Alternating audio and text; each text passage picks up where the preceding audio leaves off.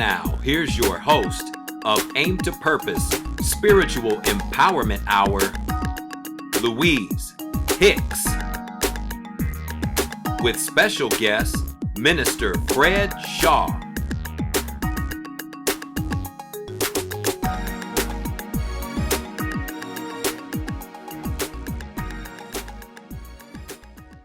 So everyone, we have our special guest, and let's talk here. If you have any thing you'd like to say, just put it in the chat, and we will be here to do what we can to assist or answer questions for you.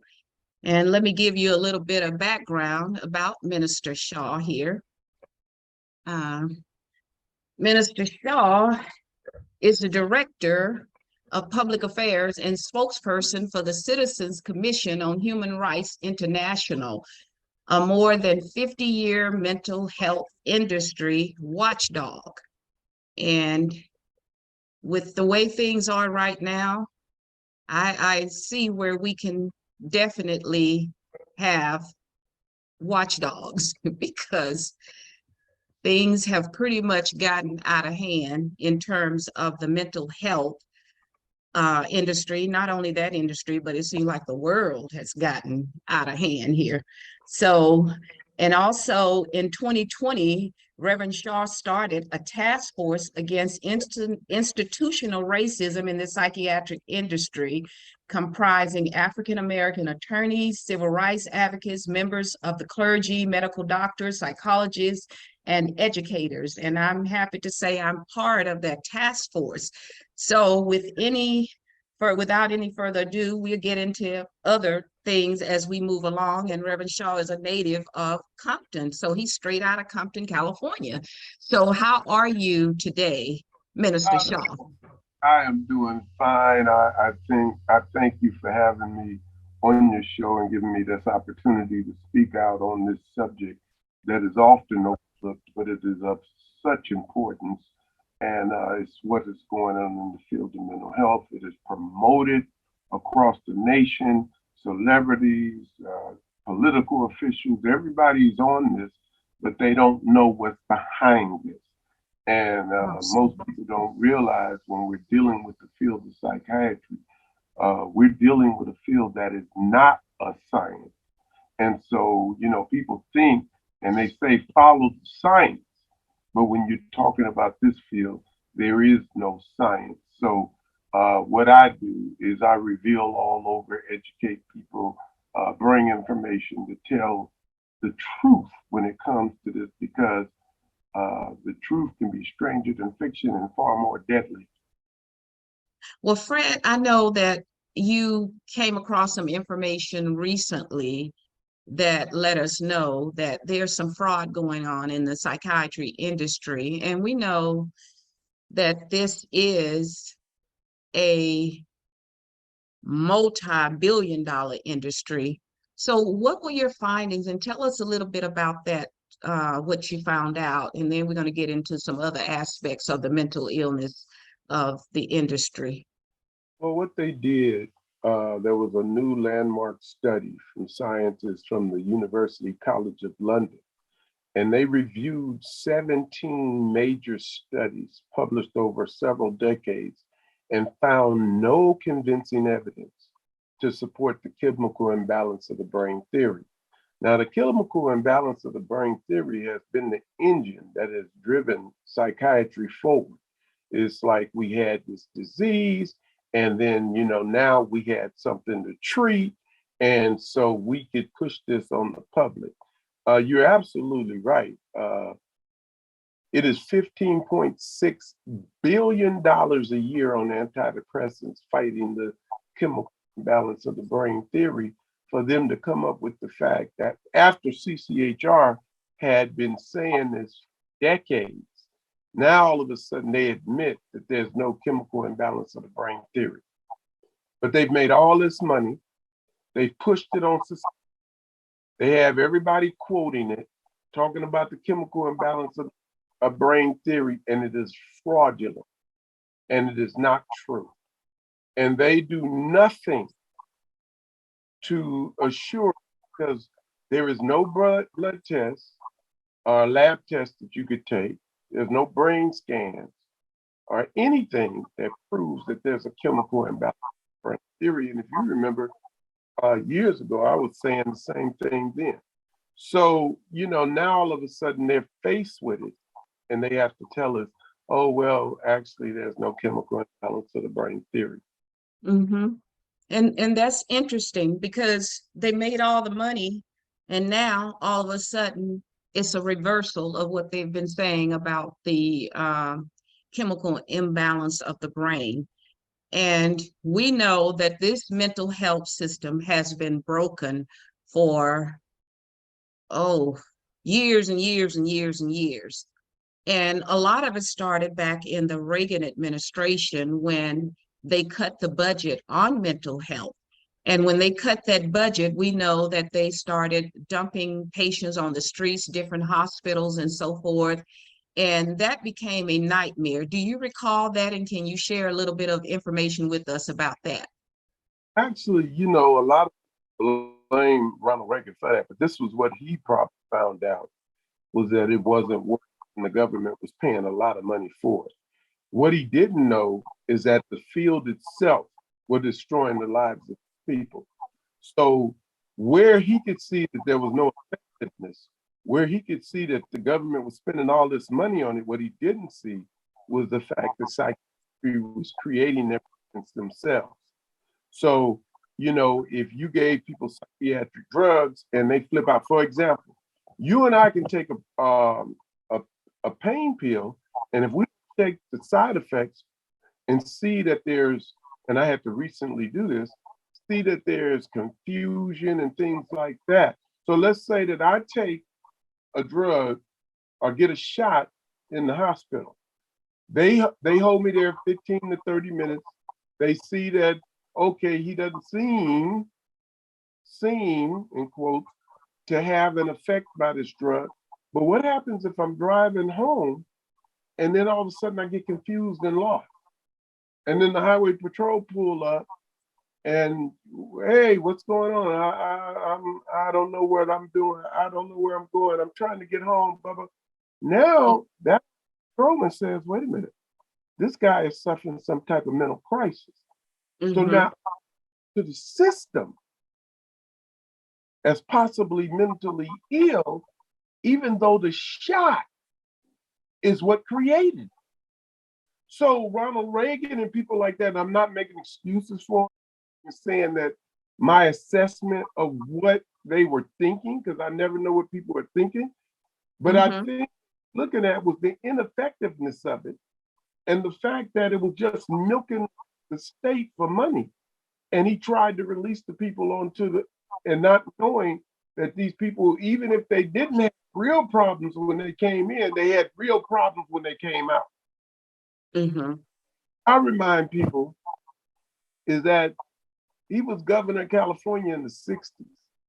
Right. So even though he might have inadvertently had a problem or created a problem, we're talking 60 years ago. Absolutely. So that time has passed. Those people, most of them may even be dead. Mm-hmm. So can't still hold what's going on now based on them then, because time has passed and most of those people might not even still be around. And you're right about that. And it's so sad because I know personally, and I know you've been on the show before, and we've had some personal interactions about this when I was in California, about this industry. And the Citizens Commission on Human Rights has a museum in California, in Los Angeles, that many people have visited from all over the world, where you get a lot of insight about the mental health industry.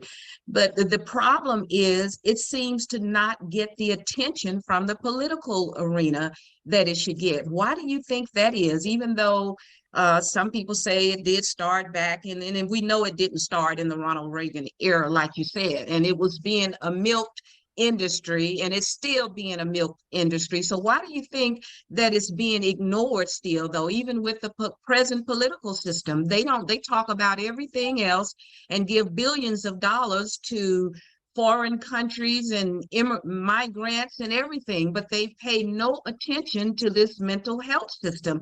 Why do you think that is? Is it lack of apathy on the public side, or what is it? There's several things. One of the things is that most of the political officials do not realize or know that they're being lied to. We give them the information, but I don't have a doctorate degree. So therefore people go with the authority, even if the authority is wrong. And we try to bring the information. We try to show what's going on. I'm working with Congress people and U.S. senators stuff right now, trying to get them the information they need that will turn the light on so they can try to protect the public. But if you look closely, they're not even doing investigations to find out if people who are committing suicide and mass shootings are even on these. We have a whole white paper that is a detailed explanation on psychiatric drugs create violence and suicide. But I think this has been sent to most of the political officials, but we're not considered the authority. We're not the ones who fund the campaigns. We don't have that kind of money.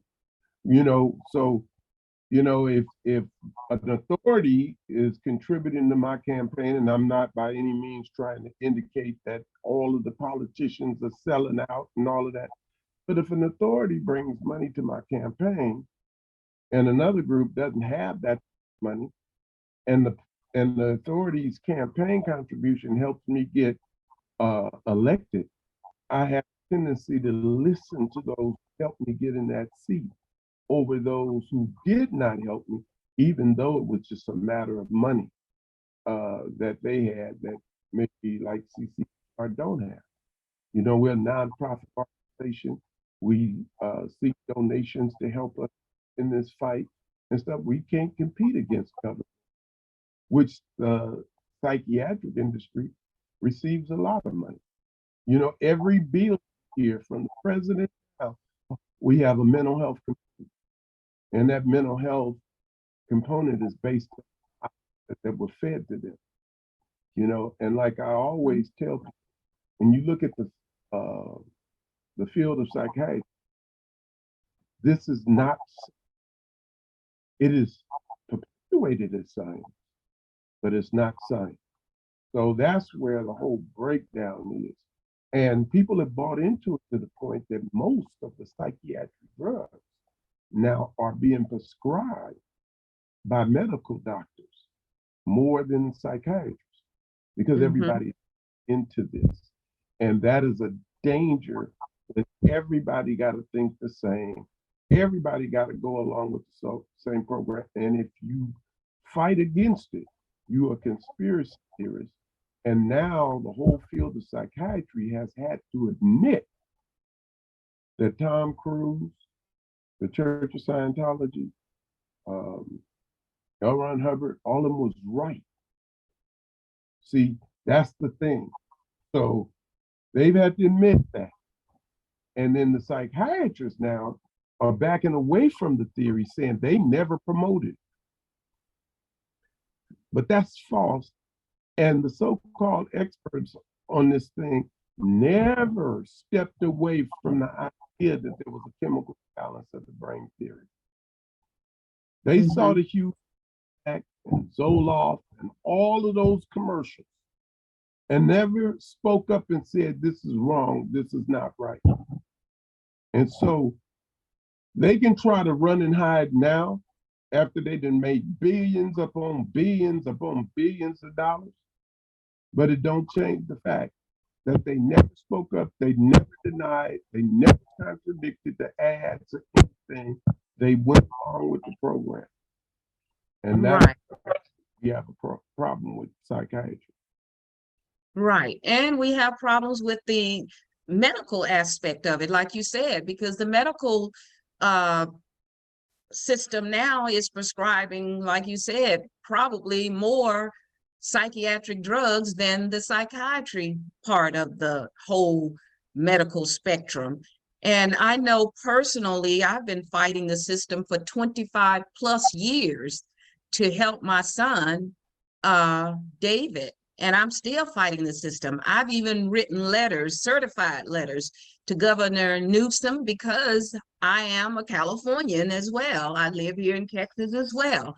And I cannot even get a decent response from any of these politicians. So I'm venturing to say that they lie. They do a lot of lying. I've had so many lies told to me since just the month of August 2022 by the mental health department, the Senator Dianne Feinstein's office. Someone was supposed to call me. They never did. I put in to speak with Governor Newsom, haven't heard anything from his office. I sent certified letters to President Biden, Kamala Harris, and Kamala Harris has been on talking about collard greens as if that is more important than the chaotic situation here in our country, and laughing it up about this situation. In the new press, I believe she's the press secretary, the new Black woman that comes on, she comes on and speaks about from the White House about various aspects of the migrants and what's going on and so forth. And I'm saying, and I noticed that governor here in Texas, Abbott, and governor in Florida, they've shipped people to these migrants to her house. Vice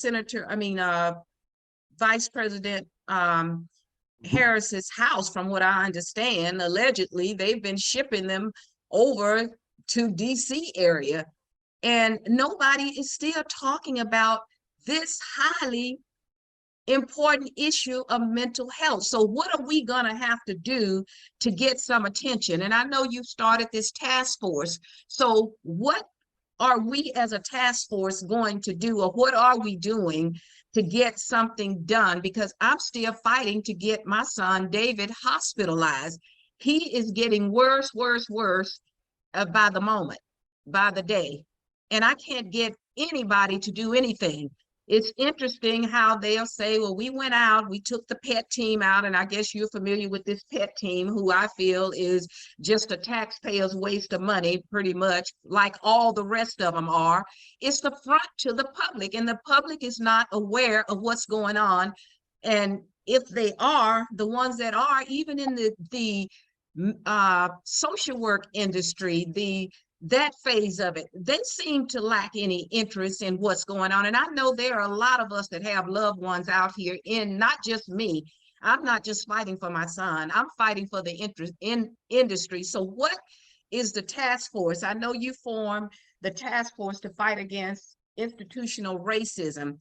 And a lot of this is institutional racism, because we know when you look into the psychiatric industry, it has a lot of minority people, particularly Black minority people, in this industry, in these institutions. And I've been in some of them, where when my son was in one, I mean, they're walking around like zombies. They just want to keep them medicated. And it's Big Pharma that's making all the money. So what are we going to do as a task force? What are we going to do to take this to DC and California? Because it's not just those states. However, my son is in California and I'm from California. So that's why I mentioned California, but it's all over the nation. It's a broken system. So what are we going to do, and what can we do? Well, right now we're recruiting members, and everyone that I'm recruiting is a leader or influencer in life in some sort of way. We are trying to get at least to 5 people so that we can start addressing this on a state and national level. The problem is, when you go up and you speak out, the politicians look and they see how many people it is. And then from there, they decide if they're going to look and see who the leader is. And if there's not enough people to where they think it affects them, then they just move on and they never care who's talking to those people. So what we have to do is get big enough and get people to understand this problem. We send out almost weekly updates and what progress we're meeting and what we're attacking. For example, we addressed the fact that the model from Sudan was called a freak of nature by the top psychiatrist in New York because she was beautiful, but they didn't understand that she was beautiful because she was Black. So he called it a freak of nature because she was beautiful. There's nothing you can do. Well, the idea is that they perpetuate the racist idea that any Cleopatra or any beautiful woman has to look like Elizabeth Taylor. They got to be light skinned. They got to be all of these type of things, and never acknowledge that, in my opinion, some of the most beautiful women in the world are very dark skinned. So it has nothing to do with it. It has to do with taste. It has to do with what you like. It has to do with what you know. In Sudan, that sister is a fabulous beauty.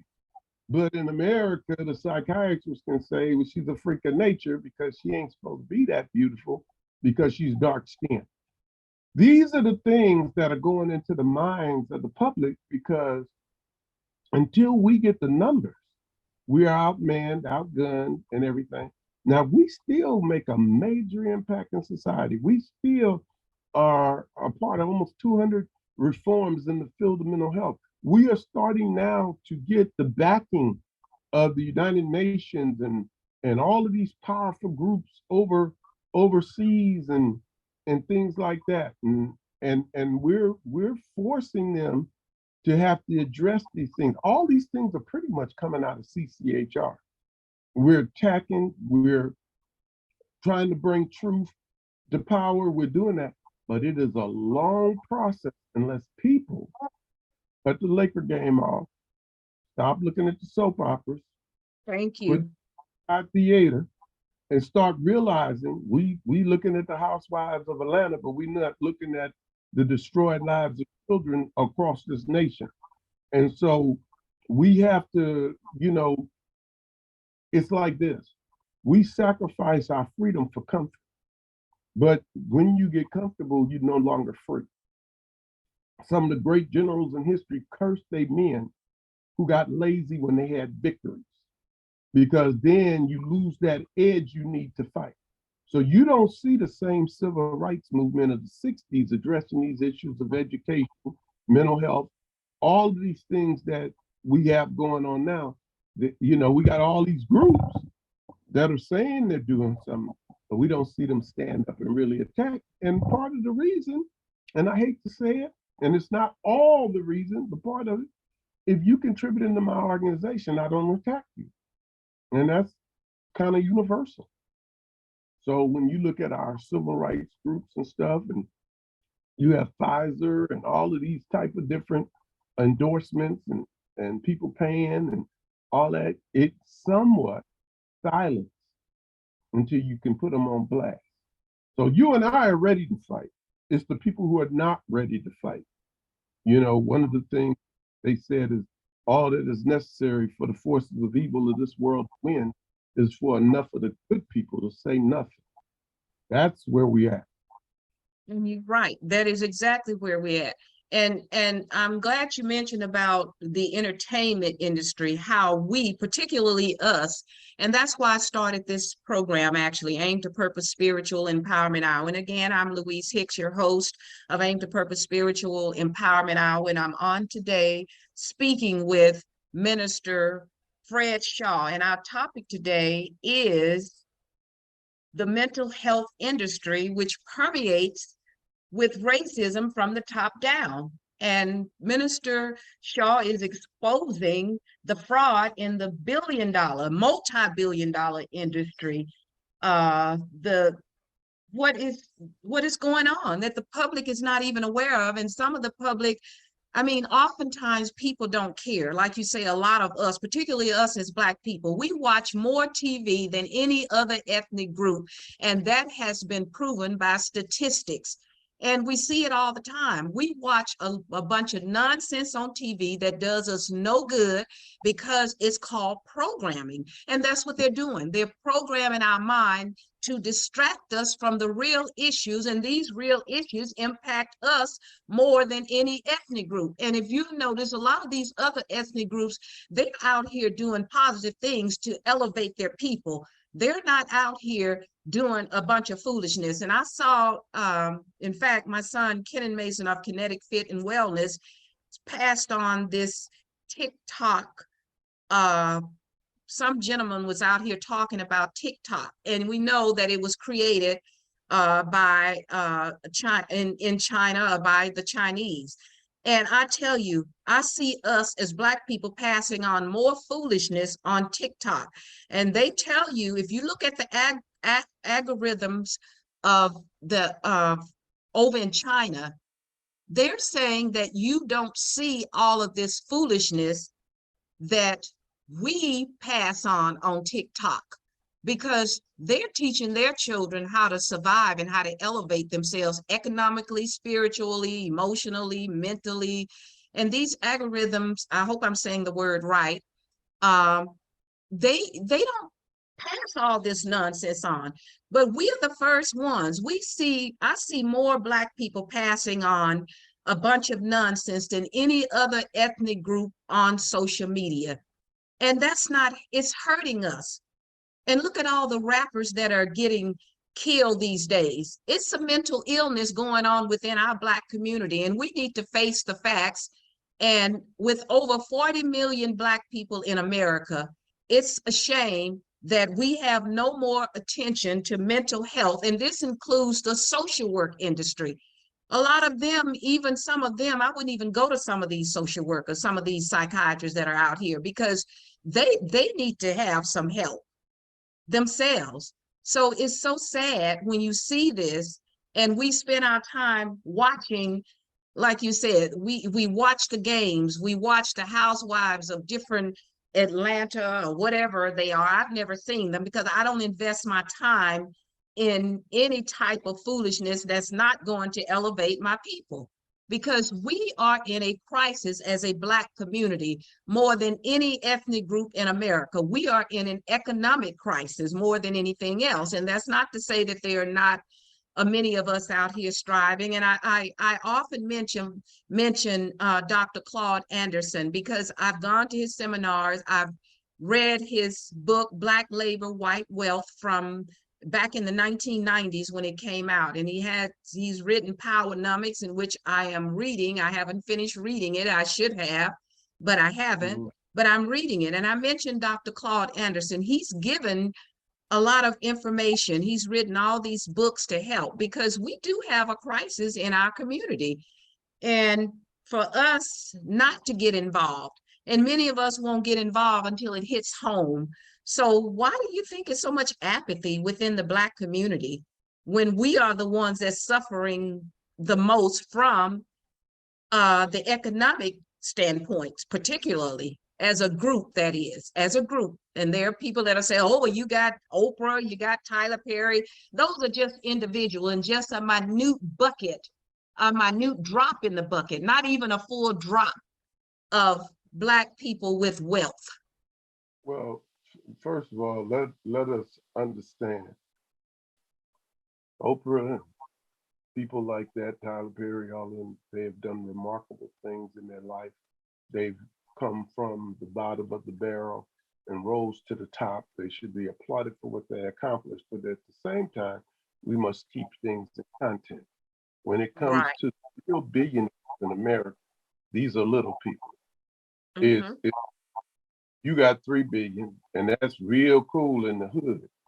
But you don't know what people like Steve Ballmer, who I've met, and he seemed to be a very decent man, or Gates or Tesla, or not Elon Musk. Those people got 10 times, they got 80 times the money that Oprah got. Thank you. Oprah isn't even, and Tyler Perry aren't even the richest Black men or women in America. So they're the richest Black men that are richer than them in America, but we don't hear about them because they're in the areas that they don't want us to go into, finance and things. We are to be herded like sheep into certain areas to where we make our money playing basketball, we make our money singing and dancing, and that's how we make our money. We never think to make money the same way that the big billionaires do. So, and nothing to discredit the Oprahs of the world. I'm just saying is that when it comes to the big pond, they are small fish, and they can't even green light their own movies. So they got to get the okay. We have not had people like Oprah and Tyler Perry. They are pretty much that. But where's our DreamWorks? Where is our? We got people that got the money, but they have convinced us that we're supposed to prove to everybody who we are and flash it at the clubs and make it rain at booty contests. See, this is where we are. They have created the image that we think that we should fulfill. And a person like me and you out here fighting for human rights and all that, we ain't even considered. Absolutely. Even though just upon what we do. You see what I'm saying? So it's like this is part, and the word to you is the social manipulation of. See, and I can be a preacher and buy a $65 million plant when you got children 4 blocks away that don't have shoes. Absolutely. So when we talk about what's going on with us, I also put the responsibility on us. Thank you. Nobody, they can give you guns, but that don't mean you got to shoot them. They can give you drugs, but it don't mean you got to take them. Take them. We have to start taking responsibility for what is happening to us. And there's an old book, there's new religions, old religions. There's a lot of people to tell you how to live and where you should be. We choose to contradict all of it. It doesn't matter what religion you are. You Islam, you Jewish, you Scientologist, you Christian. All these things speak of morals, but we tend to do what we want to do. You know, the Bible says there was a time when there was no king over Israel, and every man did what was right according to his own eyes. That's what we're looking at today, and that was perpetuated by mental health. They decided in their own words to take out religion. They said, we have it quoted in our museum, they have made a useful attack upon a number of professions, and the 2 easiest of these is the educational profession and the church. So you take out the education and you take out the church, the people are standing there unarmed. They can pull these things because we get our knowledge from TV. We don't get it from study. Right. They say, hey, CDC says that you need to take these shots, blah, blah, blah. But we're not educated to the point we see that this is an emergency shot. See, we just go, and then they make us think that they're going to run out of shots. So therefore, we got to go down there. And I'm not criticizing anybody, trust me, that's taking a shot. Everybody has the right to do what they feel is best for them. Absolutely, and that's how I feel. But what I'm saying is that we have to be educated as a people to the point that we can't be socially manipulated to where they say, oh, a Black woman founded the shot. So then we all run down because the Black woman founded the shot. No. Where is the evidence that show the effectiveness? Because when you look at the CDC report, you see that people like me and you, we only have a 0.4 chance of dying. 99 or 98.6 that we will live. But and I'm not trying to contradict, I'm just saying we have to be able to look at data, analyze it, and decide what's going on. And it doesn't matter if it's the COVID shot or mental health or whatever it is. We have to be able to look it up like I did and say, I think I'm gonna deal with this pain a few more days. I'm not going to get confused and end up in this mental health. And if it's making me confused, what is it doing to my mind? All it's supposed to be doing is relieving the pain in my shoulder. And the doctor didn't know. Just twice. And he said, no, this is a more powerful ibuprofen. So it shouldn't be having those effects. So somebody put something in that could cause confusion, because ibuprofen has never caused any confusion. So we have to be able to take it, and that's where it lies in the fact that we are not educated to the level we should be. Let me tell you something. When you look at the world in education, and I know this is a little off the subject, United States is near the bottom of the barrel. California is near the bottom of the barrel in the United States. So United States is near the bottom of the barrel when it comes to world education. And then California is at the bottom of the barrel when it comes to the nation's education. You know what? We are producing illiterate people. Yes, we are. No big deal. And guess where most of those illiterate people are? That's right. But they're in our communities, and many of us are coming out of school and we can't even read, write, we can't add, subtract, we can't go and do a simple math problem. And it's so sad. And I'm glad you mentioned about California, because I was educated in an all-Black school, and I've told this story before, in Louisiana.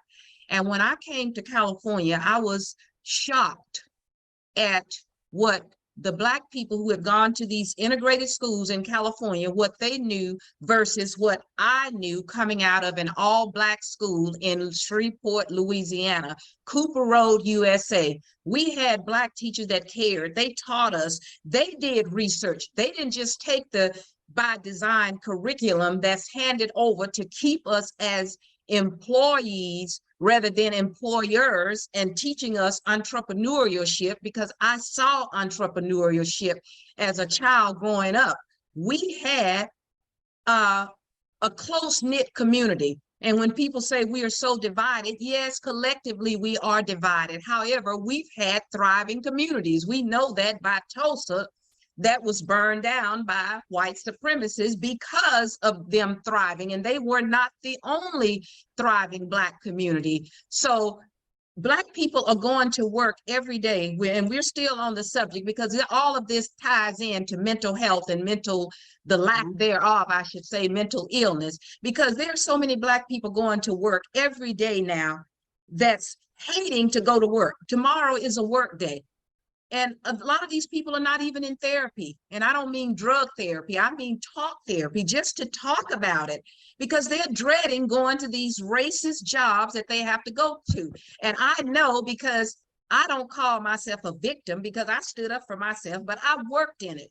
I've worked in these racist environments where white privilege took charge, and I let them know right off the bat, I don't come here to be treated like a second-class citizen. It's a mental illness when you have to go to work every day in an environment where you're hated and you're treated like crap, but you are afraid to say anything because you're going to get fired. You're the last to be hired, and you're going to be the first to be fired. I've seen it, and I've worked in it. So I'm talking about what I know. And also, being 71, I have lived a lot of this crap. And when people say, oh, no, this is not like your Vice President Kamala Harris and the other gentleman from the senator, Tim Scott, America's not a racist society. We know that it is. And that's why we're talking about how it's permeated with racism from the top down. And we know a lot of these people are bought. We know this system is corrupt. And I just call it for what it is. When you can't even get a lot of these senators and so forth, been in these seats for decades and decades. And that, I'm not just talking about Black senators. I'm talking about, Black politicians. I'm talking about all of them. Yeah, and even our Black politicians, they've been in office for years and years and years. And tell me how much improvement has gone on in these Black communities. The educational system, it really is by design, and it sucks. California, I couldn't believe it when I was 18 and just out of high school in Louisiana, and I go to California and start an integrated school for the first time in my life, and I see what the high schools, I should say, produced in California versus what I learned from my school. I lost you for a minute. I don't know what happened, Okay. but we got Well, lost there. yeah, the screen froze up, but you are absolutely right. But the thing is this, we cannot depend on the politicians to save us, Right. and get the power to make them. I believe it was Dwight Eisenhower, Thurgood Marshall, and them came to him when he was president. I believe that's the president. And they told them the demands of the Black community. And he looked at them and he said, the people who support me won't want that. So what you have to do is to make me do it. Right.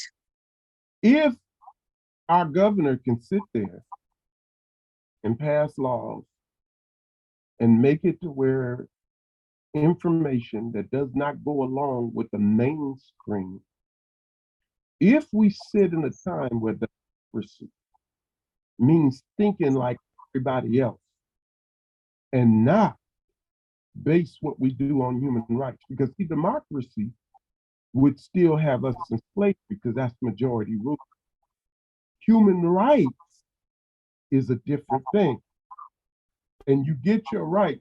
The reason that we were 3/5 of a man is because of had rights. So if we were 3/5 of a man, then we didn't have those rights. See, these are the things that we have to start understanding how the game is played. This is not our game. This is another man's game. So absolutely. If dominoes and you don't know the rules, there's no way you could ever beat me. And if you start beating me, I'll change the rules because you don't even know what the rules are. Absolutely, because we need to take accountability and responsibility, like you mentioned earlier. And that's what I make every attempt on my shows to talk to my people specifically about doing your own due diligence research. We need to start educating our children, educating ourselves, first of all, so that, because you're not going to get the education in the public school system or any school system other than your own school system, but you have to educate yourself. And like you said about the 3/5 of the people, we have to learn how to elevate ourselves. We can't sit around and wait on somebody else to hand it to us, because they're going to keep handing you crumbs. And as long as you're getting these crumbs and your mental health is telling you it's okay, that's a problem. And that's why we have this mental illness quietly going on in our communities. And I know you may have heard recently, a lot of these rappers are getting killed and so forth. And they've been spewing a lot of this hate out here. And all of this stuff is by design too. I just heard a gentleman exposing what he heard 20 years ago. I don't know whether you saw the video, but there was a gentleman on Facebook, it's probably on YouTube too. He's exposing that he was in a meeting 20 some years ago with some corporate, whoever, music industry, and that's what they promoted for these rappers to go out and do, infiltrate the mind so that they can get the prison complex full of us, actually, because that's who is mostly incarcerated. And this gentleman is online now spilling his guts about what he heard. He didn't give any names, but it was all by design. And we all knew that many, many years ago. And we need to stop. Some of us would do anything for money. We will sell our mothers for money. That's a mental illness in itself when you're willing to do that and to kill up one another. We got to take accountability for our own behavior too. And that's something we are not talking about much in our own Black community. And we have to start talking about it, because we have to take accountability for this behavior that we're exhibiting, which is negative, and it has a negative impact upon our community, which is part of the mental illness. Well, I would say this. We got to be careful when we say mental illness, because the fact is that this is all constructed. And if you get the conditions right, and I'm gonna use an analogy, and I hope everybody forgive me if it's offensive to anybody, but we know as men controlled women because of the fact that women a lot of times didn't have the finances or whatever, and the men who had the finances could control them. They could set the narrative. They could dictate in the home what you can do and you can't do. And it's all part of the abusiveness that became the Me Too movement, that became women's rights and things like that. This is the same way it's been done to the African American. This is a conditioning of the mind that has gone on. I'm not even into if a woman should have an abortion or not.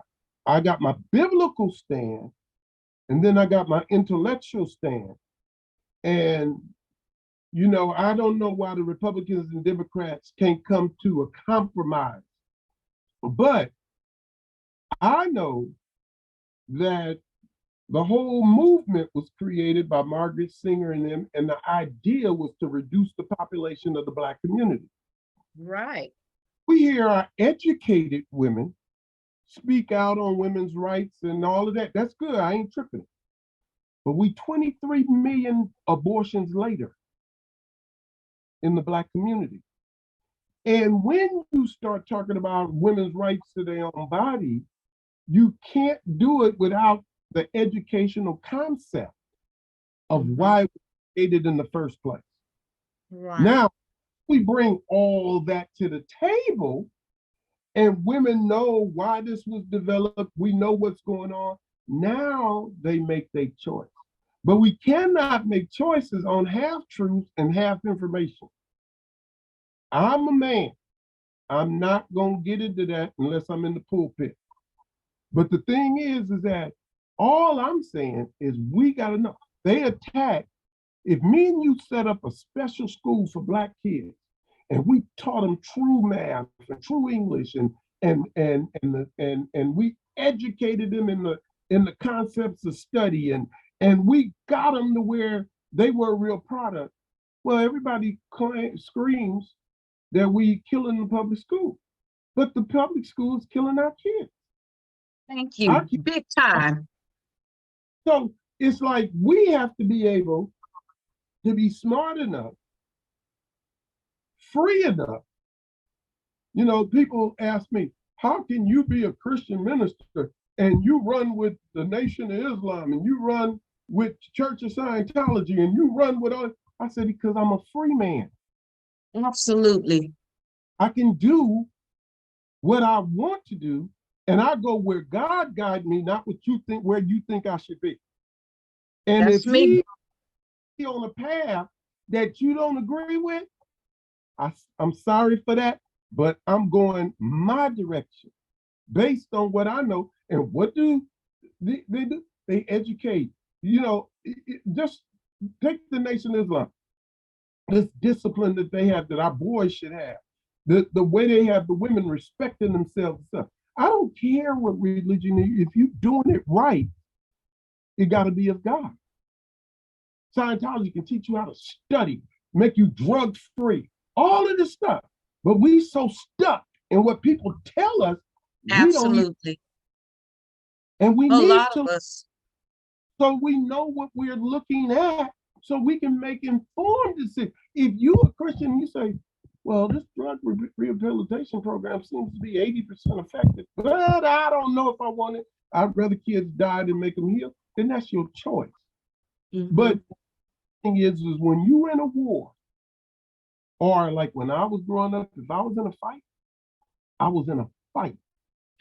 I kicked, I punched, I did wrestle, I did everything I could to win that fight, including hit you with something if I needed to. Well, when we go to war, we need to use all the tools of these communities. And then after we win the war, we can go to talking about our differences. But the spiritual body has to unify. And if we don't unify, we're dead people. It's a Absolutely. simple. I agree with what you're saying. They got us convinced that Ukraine is whooping Russia.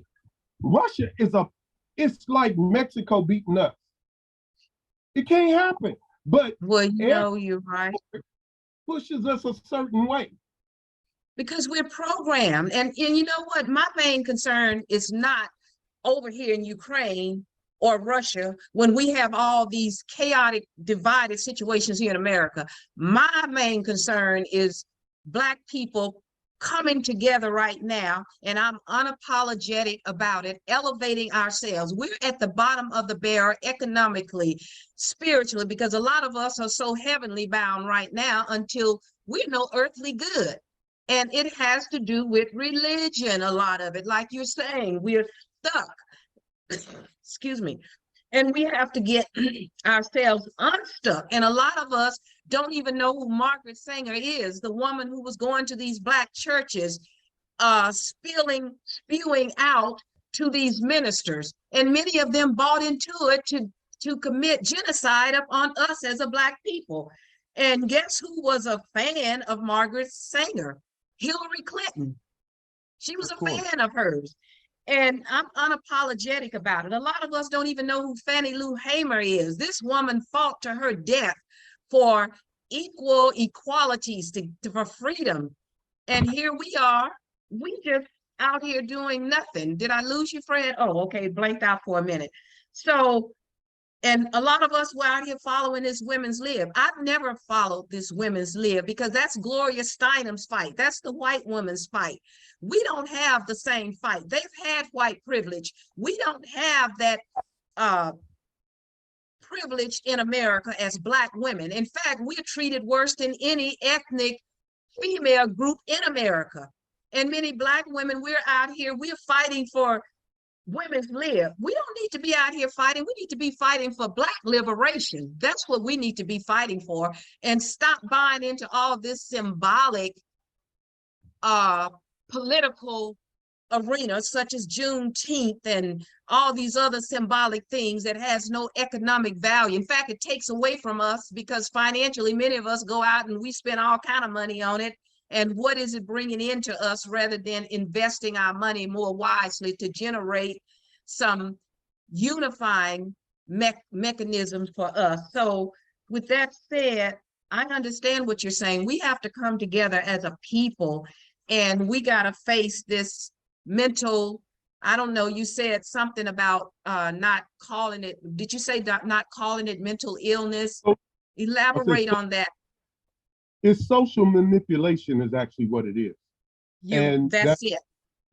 Yeah, that's when they convince you that a situation is a certain way. For example, we never look at the fact that we would have not gotten through the civil rights movement with Martin Luther King and them if it wasn't for the Charleston Hestons, the James Gardners, the Marlon Brandos. Those people brought to light things in that movement. Those are the people who were helping.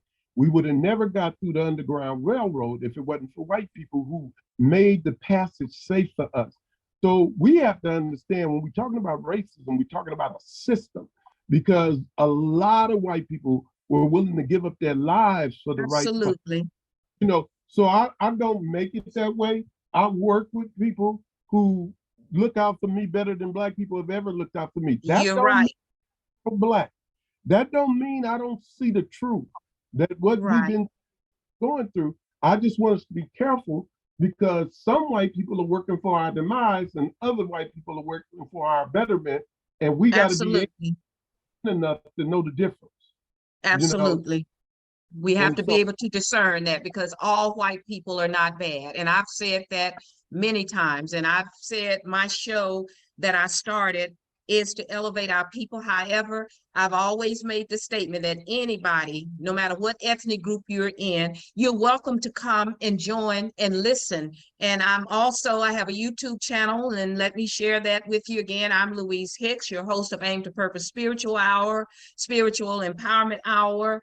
And today our topic is where Minister Fred Shaw, special guest, gives an explosive interview on the mental health industry, which permeates with racism from the top down.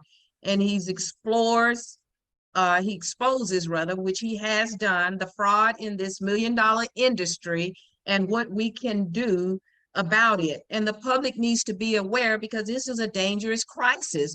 So, and as I mentioned, there's a task force.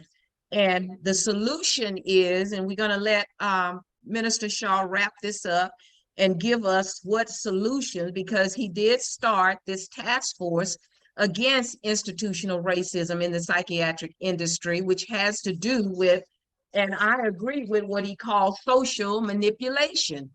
It is social, and it started and stemmed from slavery with actually the Willie Lynch letter, so to speak, and how Blacks were treated. And this stuff has been generationally, and they have coined us as having a mental illness or something wrong with us. It's because your skin is dark and this, and it's all kind of crazy stuff.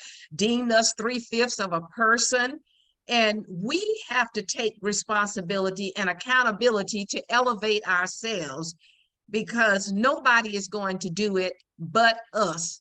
And with that said, Fred, let's have some final thoughts on what we can do and what your task force is doing, and me being a part of that. And I've already spoken about what I'm doing. I've written letters and I'm waiting on comments. I'm fighting to get my son hospitalized. I keep getting the runaround. Just to give you a brief update on that, I will start back again tomorrow talking, because I've had a social worker to tell me that the police is the sheriff department, they are afraid to go in and use any force because they may get sued. Well, my son could die over in this place because he's continuing to regress, and nobody is doing anything about it because they don't care. And the ones that do care, they have no power to do anything. And the higher level, so we need some policy changes. So how are we going to use this task force, Fred, and to get more? I know you said you've had some policy changes, but we need more policy changes, because from what the sheriff department is telling me and what the social worker is saying, they can't do anything at this point, and they're still working on a strategy because they don't want to use hands-on force. But I've seen them use hands-on force to get my son hospitalized. So I just believe they're making excuses, and he could die over there. Well, the law enforcement is in a catch-22 because psychiatry is so ineffective. When I was a sheriff deputy, we had to call the PET team and stuff to come and handle certain individuals. And when they got there, this is the handling. The psychiatrist walks up to the guy and says, "Will you go with these nice officers?" And he says, "F you, you." And he said, "Okay, take him to the clinic." Why did we wait an hour and a half for them to get there, for him just to do that? We would have already taken him to the clinic and been out on the streets protecting somebody else.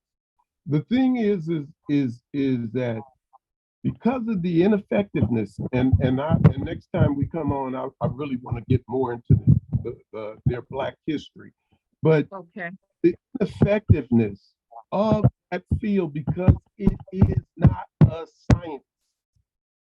It's like the things, when you talk about two-way talk, that used to be the church. It was the minister in the church. It was the people who talked to you and they gave you the spiritual guidance. There is no more spiritual guidance.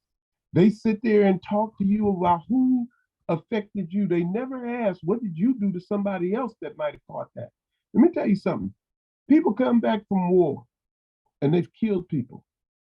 The majority that I've talked to never talked about that they had to kill somebody in combat. Is when they were given the order to do something that was against their morality. And so if you say bomb that village and there's women and children in there, it affected them. If people were shooting at them and they were shooting back, those didn't seem to hurt them. So what I'm just saying is, I want the audience, because of the sake of time, is to go to CCHRINT.org, CCHRINT.org, look up the information. If you got drugs or whatever, you can put them in our database. There, if you're outside of LA County or the surrounding areas, you can look at our museum. It's on the website, and you have it in 3D, and you can have access to all the information, click buttons and stuff, get whatever you need out of it.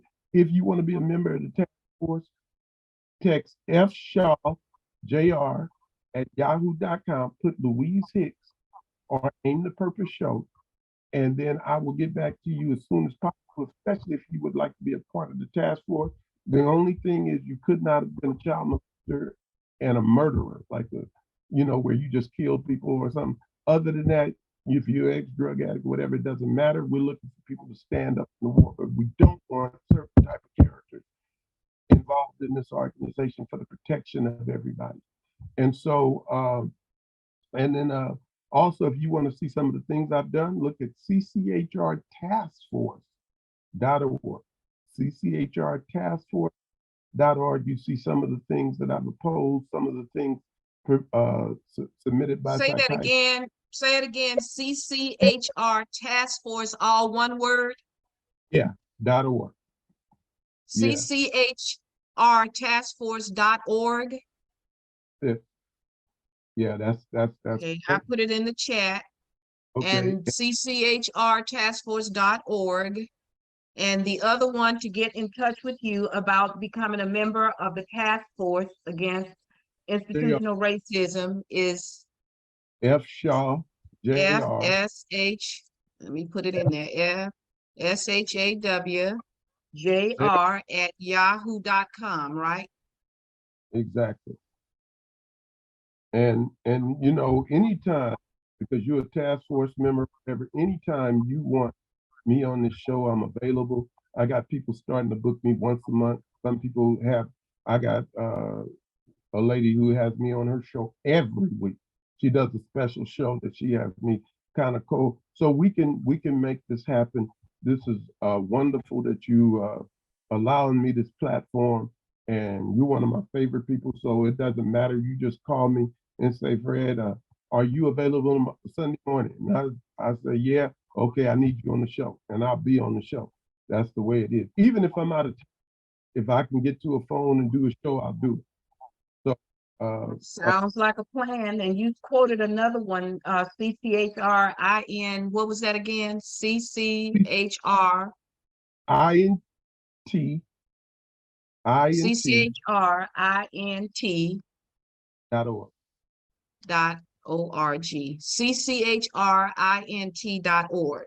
Okay, I put all of those in there. I've put the CCHRtaskforce.org, FSHAWJR@yahoo.com, CCHRINT.org. You can go to any of those locations and get information and get involved, because this task force is working to bring about some changes in this social manipulation, because that's all it is, a lot of social manipulation, and it's all about money. So with that said, I want to thank you, Minister Fred Shaw, for coming on, and I will definitely have you on again, because we do need to continue this conversation and continue to fight, because there do need to be some changes made within this mental health industry, because it's broken. And unless we come together and work together via this task force and what Minister Shaw and CCHR is doing, he is again the Director of Public Affairs and the spokesperson for the Citizens Commission on Human Rights International. And also there's a museum in Los Angeles that you can look up. The what is it called, Minister Shaw? It's called Psychiatry and Industry of Death Museum. It's located at 6616 Sunset Boulevard. I think in California, I think it's 90028, I think. But if they just do the Commission on Human Rights, it'll come up and they will. Okay, Psychiatry Industry of Death Museum. Right. Mm-hmm. So, and that's in Los Angeles. You can look that up. All you have to do is Google it. He gave the address, but just Google it, the Psychiatry Industry of Death Museum in Los Angeles, and you can go there and you can find out a lot of information. We want to say again, I'm Louise Hicks, your host of Aim to Purpose Spiritual Empowerment Hour. I thank you for coming on today, Minister Fred Shaw, and my YouTube channel is Aim to Purpose. I'll put that in here. Go to my channel, Aimed to Purpose Radio, Aim to Purpose Radio, and that's my YouTube channel. You can go and subscribe because we're going to have this on my